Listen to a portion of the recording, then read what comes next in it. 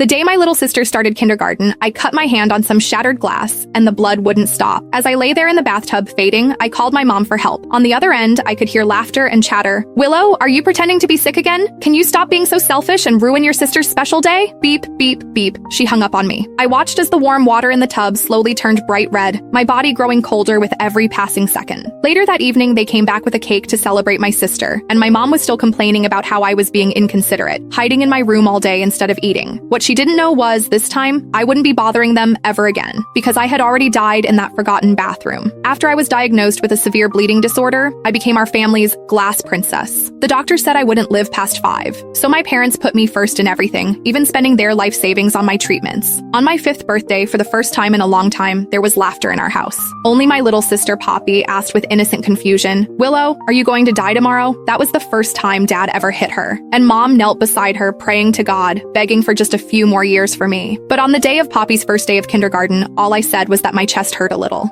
Suddenly, my mother broke down, her hand cracking across my face. "Why are you so cruel? Do you have to ruin everything for your sister? Our entire world revolves around you. Can't we have one single day to take your sister to school? If you want to die, then just die. Stop torturing us." She hurled my pill bottles at me, grabbed Poppy's hand, and slammed the door behind them. I didn't say anything. I just stared at the cut on my arm, at the blood that wouldn't stop as my body grew colder and colder. When the glass shattered, I'd instinctively raise my arm to shield my face. I stared at the gash for a couple of seconds before I remembered the doctor's words. "Sweetheart, you can never, ever get a cut. If you do, the bleeding might not stop." I rushed to find a Band-Aid and pressed it on. It was soaked through in less than 30 seconds. I turned to get a bandage, but blood was already dripping onto the floor. Mom loves a clean house. I couldn't make another mess for her. I frantically used my sleeve to wipe it up, but the blood just smeared across the tiles, blooming like a terrible flower. I grabbed the nearest towel and wrapped it tightly around my arm. A chill began to set in, starting in my fingertips and seeping deep into my bones. I went into the bathroom and filled the tub with hot water. Lying back in the warmth, I finally felt a little bit of relief.